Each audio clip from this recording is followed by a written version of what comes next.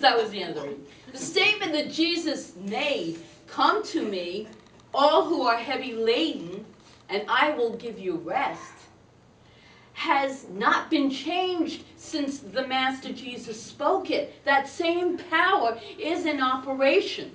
That same intelligence is still present. It's this omnipresence of spirit. It doesn't go anywhere. It is always present from the beginning and forever. It's eternal, forever. Raise a glass of water and ask, how heavy do you think this glass of water is? The reality is, it really does not matter the absolute weight. It depends on how long you hold it for. If I hold it for a minute, it's okay. If I hold it for an hour, my arm begins to ache. But if I hold that glass of water for a day, well, you might as well call an ambulance. My arm feels like it's going to fall off. The longer we hold it, the heavier that glass becomes. And so then, that is likened to our burdens. The longer we hold them, the heavier they become. This is somewhat how the mode of striving feels like. So now you're into striving, okay? It feels and is likened to the idea of by me. So we are, through our sheer force, power, controlling, manipulation, strength, figuring it all out, we can make life happen.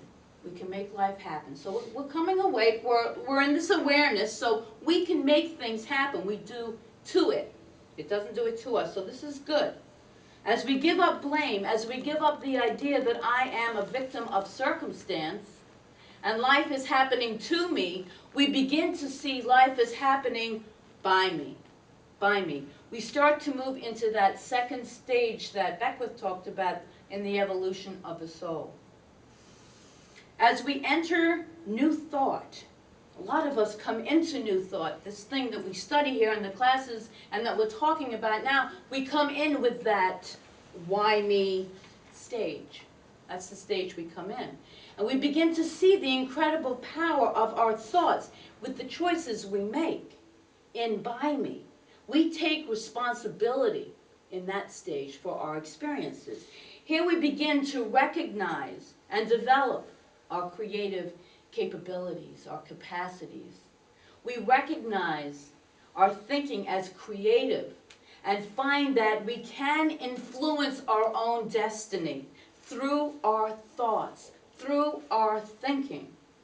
We begin experimenting with minor outcomes. I know people have created parking spaces and they thought, let me test this new thought stuff out and let me think this. And you know, start small, that's good.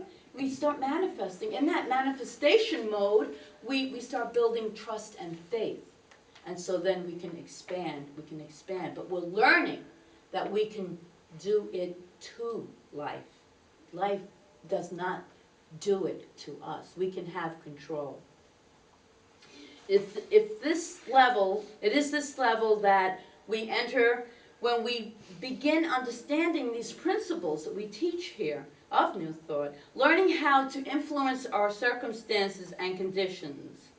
This state is largely driven by a sense of personal will and personal power. You grasp for things you think you desire. You don't dare relax, for the only person who can make things happen is you.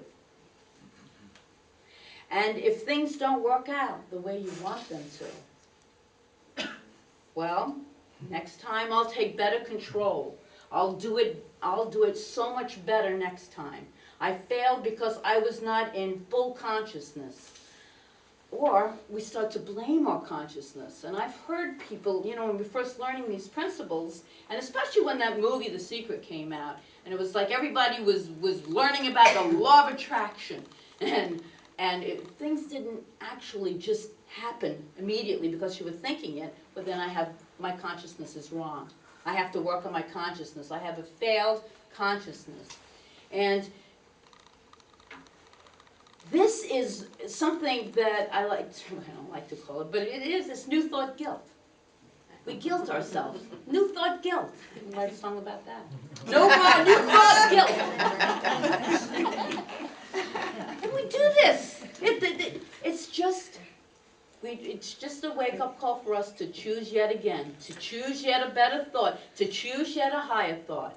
Being aware and awake at this level is important. It's important, and it's the first step of our evolution, and it's a stage that we can't bypass. We can't skip over it. We have to wake up.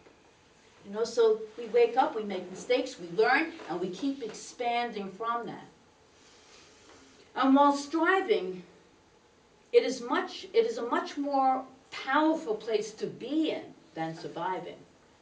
It is often a stressful, fearful place to live, and like my arm that was holding that glass of water for an hour, it can get really burdensome. It can be really heavy. There's a story of a man, Nasruddin, you might have heard the story before, from India, who saved up to buy a new shirt. He went to the tailor shop full of excitement, and the tailor measured him and said, "Come back next week, and if Allah wills, the shirt will be ready."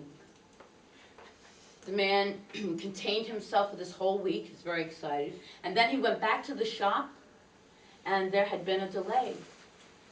"But if Allah wills," the tailor said, "your shirt will be ready tomorrow."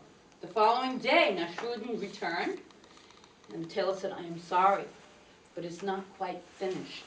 Try tomorrow, and if Allah wills, it will be ready." "How long will it take?" asked the exasperated Nasruddin, "if we leave Allah out of it." This is the striving mode. There is no room for God in the striving mode. Just a little glimpse, but there's not a lot of room for God there either. If you feel you are in this mode of striving this morning, I want to speak to you, and just to you, and you know who you are. And I understand how much work it is to be in the striving mode, because I've been there, I've done that, as most of us have.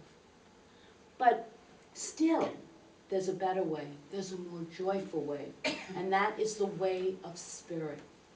The way of spirit.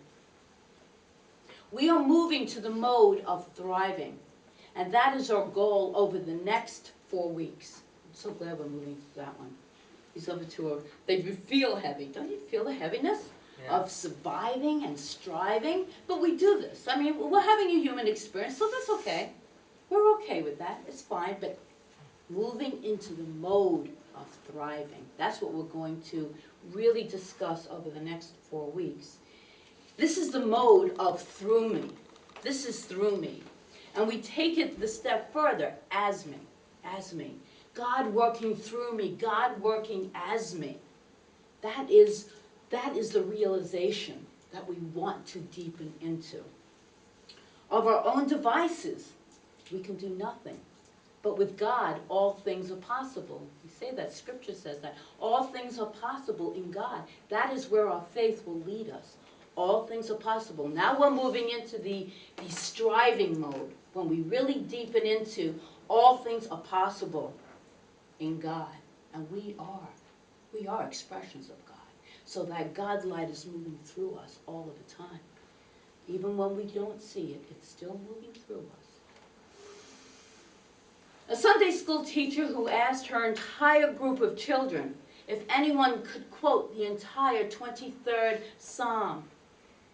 And all these hands went up, all these little 4.5-year-old children. This little golden-haired child, 4.5 years old, she raised her hand and said, "I can, teacher." And the teacher was a little bit skeptical, 4.5 years old. But the little girl got up and she took her perky bow and she said, "The Lord is my shepherd. That's all I want." That is probably the best interpretation of the 23rd Psalm I've ever heard. And guess what? We can all remember it. Yeah. The Lord is my shepherd. Except for me, I have to keep reading it. The Lord is my shepherd. That's all I want. We want to surrender to that higher good, to that higher power. I hired June. Sit in front row left. When we thrive, we realize that we are never alone. We are never alone. We don't have to make everything happen. In this stage, we release control and replace it with a sense of personal relationship with the higher power, with something that is so much more powerful than we can ever be just thinking on our own. We release it to that higher power. We may physically be alone, but we're never alone when we have the divine support of God with us. I love the idea of thinking, I am divinely supported all of the time. It's a great affirmation. I am divinely supported all of the time. We know that the presence and the power that created the universe is available, present, and supportive of our greatest good. It only wants us to thrive. Through me, we begin to wake up. We wake up sufficiently to really be guided, to really allow the guidance of this higher power to come through. Because when we're asleep, when we're in surviving, and when we're striving mode, there is no room for that higher power to guide us because we are trying to do it all on our own. We haven't taken the breath and just surrendered. You know, we talk about that a lot, but it truly is important, that whole surrender concept. And it gets us into the thriving mode. We know that God works through us according to our willingness to listen and to follow this guidance. Through me, that stage of through me mode, we give up that personal control and continuously ask for the guidance. And just know that the highest and the best good is always occurring in our lives. No matter what anything looks like, just holding that thought in spite of, holding that moves us into that thriving mode, which is where we really want to be. So in Science of Mind, Ernest Holmes talks about the through me and as me. He writes, the law of God is one of liberty and not one of bondage. The Spirit of the Lord is everywhere. Freedom, like truth, is self-existent and self-propelling. The Spirit, truth, and freedom are coexistent with one another. Whenever we are conscious of God, of pure spirit, we are made free. And John Randolph Price, in his book, The Jesus Code, great book, he writes, God expresses itself as me, and I eternally live in God, with God, as the Spirit of God. The fullness of the Godhead dwells in me and expresses through me as every good and perfect thing. I am a channel for positive change in the world.